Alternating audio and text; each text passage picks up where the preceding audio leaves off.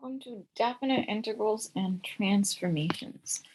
So I just want to do a very quick review of function transformations.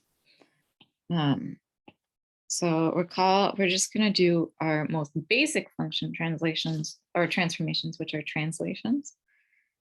So I'll call our basic function transformations.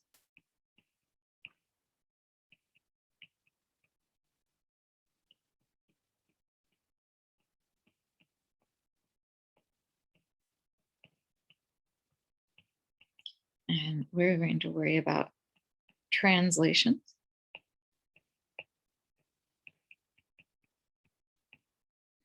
So we have our vertical translations. If we take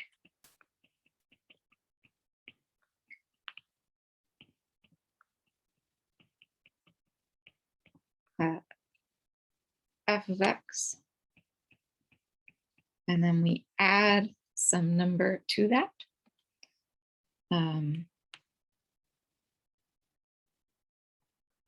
Let's add k. Right?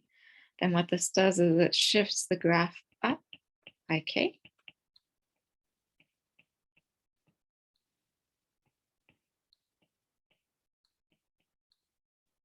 And then we have our horizontal translations.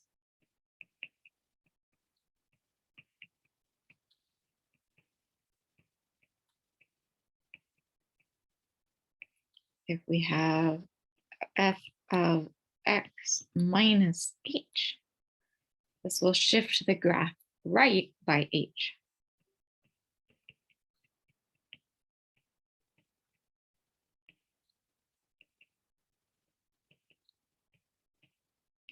So we're going to use these translates to evaluate definite integrals if we're told some information about the original definite integrals. So consider the following facts.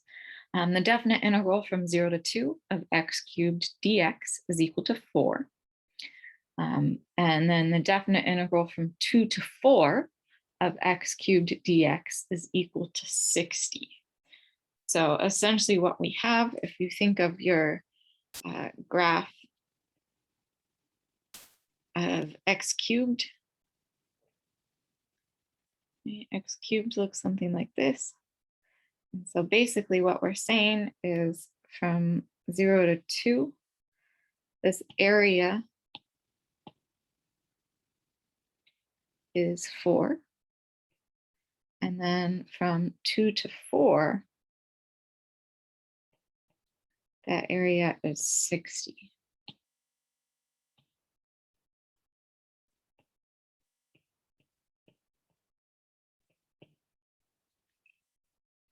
So our job first is to figure out the integral from 2 to 4 of x minus 2 cubed.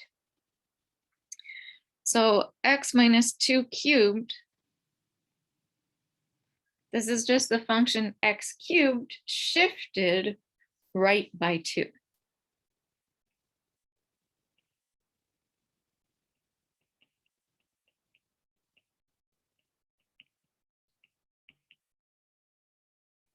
And so what we're going to look at now is we have that same picture we had before, but it's actually going to be at 2 where we're on the x-axis.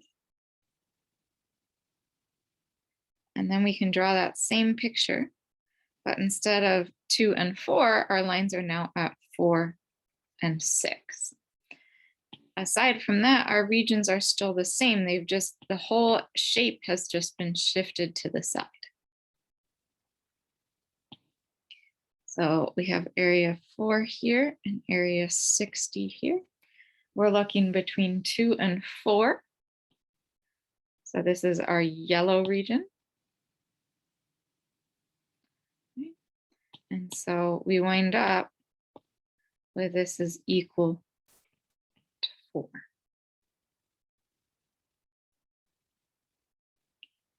So again, we're just taking that whole graph, shifting it to the right. It hasn't moved up or down from the x-axis. It hasn't been squished or stretched. So the area should stay constant. It's just shifting where the area is in terms of the x values. Next up, let's look at 0 to indefinite integral from 0 to 4 of x cubed plus 2 dx. So this x cubed plus 2, this is just x cubed shifted up 2.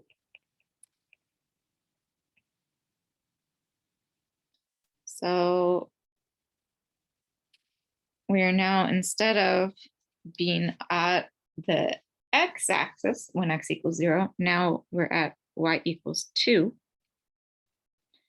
And then the graph looks the same, it's just shifted higher. So if we do our 0 to 2 and 2 to 4, essentially we've just shifted our regions up. So they're no longer stretched all the way down to the x-axis. That little yellow segment is our area 4. And then we have our green segment,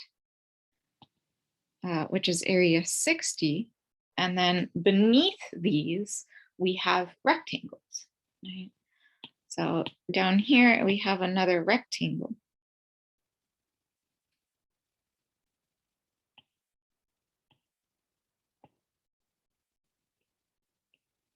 Okay. So we have a rectangle sitting under our previous areas, basically. And so this rectangle piece is area 2 height. Well, we'll do width times height.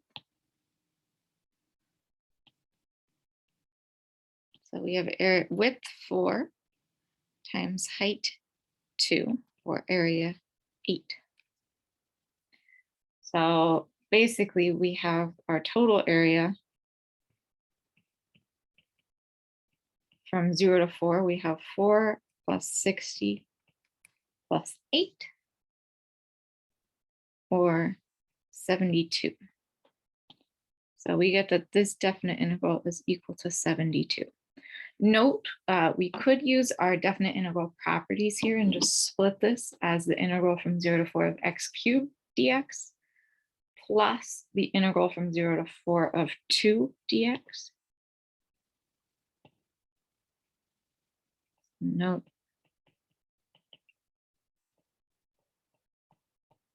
we could have done the integral from 0 to 4 of x cubed plus 2 dx is equal to the integral from 0 to 4 of x cubed plus the integral from 0 to 4 of x cubed dx plus the integral from 0 to 4 of 2 dx.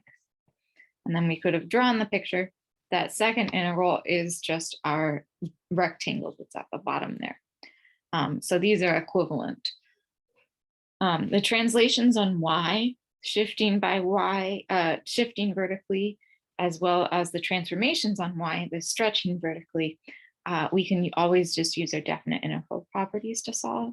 The transformations on the x, shifting horizontally, doing stretching and squishing horizontally, those ones we have to use translations at this moment. All right, so this last one, if we want to do the definite integral from 0 to 2 of x plus 2 cubed plus 3 dx, this function inside here is x cubed shifted left by 2. Right? That's technically an x minus negative 2. So it's x cubed shifted left 2 and up 3. So here's our axes. We're shifting left 2. So negative 2 is our point of interest, and shifting up 3.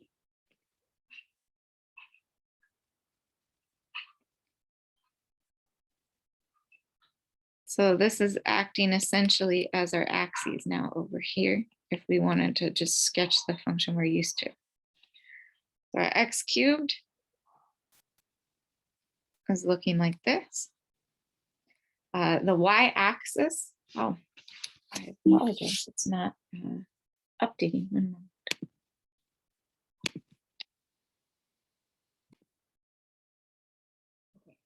So now the image is updated. So the y-axis is acting like our previous x equals 2. And then x equaling 2 is going to act like our previous x equals 4. So from what we had originally, our yellow region is from x equals -2 to 0. And then our green region is from x equals 0 to 2 now. So these are area 4 and 60. And then once again, we have a rectangle down below.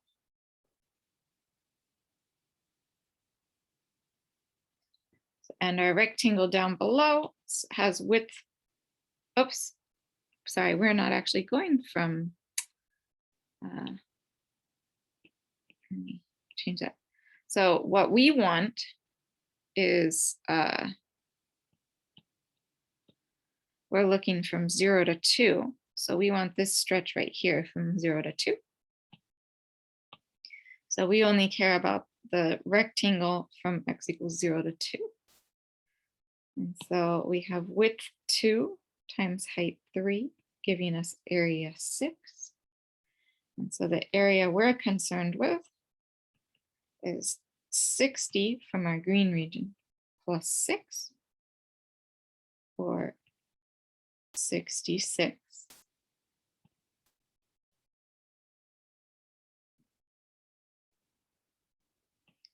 And we wind up getting that this definite integral is 66.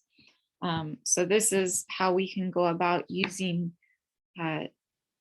translations and just shifting around these shapes we already know the areas of, and then adding additional area if necessary from the rectangles below.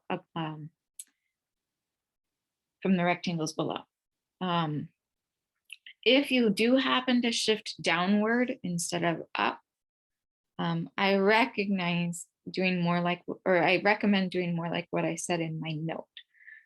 That way you don't have to worry about figuring out, wait a second, the area under the curve here is actually below the x-axis now and not between the x-axis and the curve. Just being able to split as two different definite integrals will help. But that is using translations to evaluate some definite integrals.